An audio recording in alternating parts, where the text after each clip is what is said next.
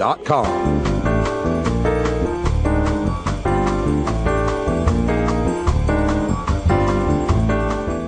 Now it's time for our 420 Radio News for Thursday, March 7th, 2013. I'm Russ Belville. Illinois Medical Marijuana House Committee vote. Panel OK's pot plan. Full House vote next from HuffingtonPost.com. Hope sparked for Illinois' would-be medical marijuana users after a state House panel approved a measure to legalize the use of weed in medical cases on Wednesday. With the House Human Services Committee's 11-4 vote, the proposal moves next to the full House for consideration, reports The Telegraph. Though Wednesday's vote means legal weed in the state is one step closer to reality, pro-legalization supporters have been through this before.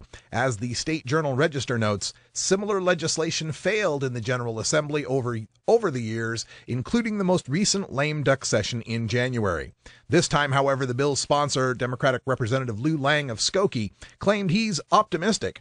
This version, filed as House Bill 1, has even tighter restrictions than those of past failed iterations, which at the time were the most strictly written in the country.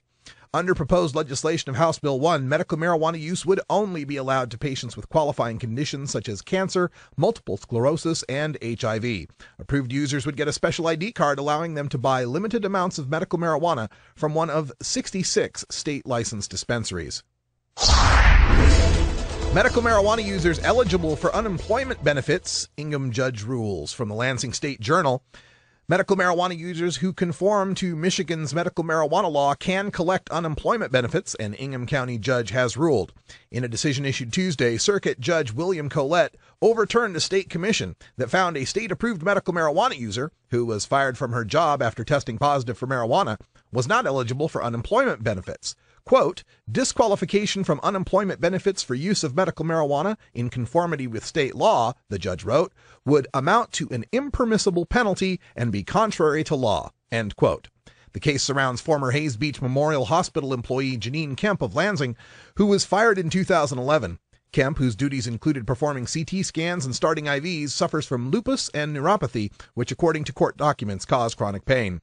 Collette noted in his opinion that the state unemployment insurance agency's own policy says that a valid medical marijuana user who is fired for a positive drug test should not be disqualified from unemployment benefits unless that person is under the influence at work or uses marijuana at work. Kemp, the lawyer noted, does not fall within any of these categories. UK Home Secretary rebuffs lawmakers' call for reducing cannabis penalties from Bloomberg. UK Home Secretary Theresa May rebuffed calls from lawmakers to examine more closely the U.S. states of Washington and Colorado and their experiences with legalizing marijuana use. Parliament's cross-party Home Affairs Committee said in a report that it recommended the UK fund a detailed research project to monitor the effect of each state's legalization of cannabis and examine the costs and benefits. The report followed the decision in the U.S. states to legalize the drug and the proposed state monopoly on cannabis production and sale in Uruguay. Cannabis is a Class B drug in the UK, meaning those found in possession face a maximum 5-year jail term. May's reluctance to alter the penalty for cannabis may stem from the political fallout former ministers have suffered in altering the seriousness of its status. From 2004 to 2009, the drug was categorized as Class C, removing the threat of arrest for possession, a decision that was made up to free police time. Former Prime Minister Gordon Brown reversed the decision after changes in scientific evidence about the effects of the drug. UN report suggests some autism and addiction treatments are akin to torture, from Healthland at Time.com. So-called treatments for drug users and the disabled in some places in the world, including the U.S., are far from helpful, says a new United Nations report. The UN Special Rapporteur on Torture, Juan Mendez, presented the report to the agency's Human Rights Council in Geneva this week and says that some practices used to treat autism and addiction are, quote, tantamount to torture or cruel, inhuman, or degrading treatment, end quote. While the U.S. does not place drug users in brutal work camps without trials, as has been documented in countries like Vietnam, Laos, and China, there are some American correctional boot camps, rehabilitation centers, and treatment facilities for the disabled and mentally ill that rely on tactics Mendez once banned.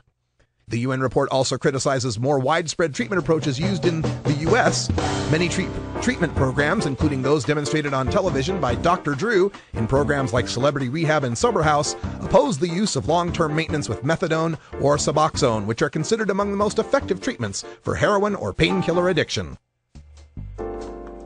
And that's your 420 Radio News for Thursday, March 7th, 2013. I'm Russ Belville. When we come back, we go behind the headlines and take a look at a case in Montana involving a couple with a newborn baby. You're listening to the Russ Belville Show on 420radio.org.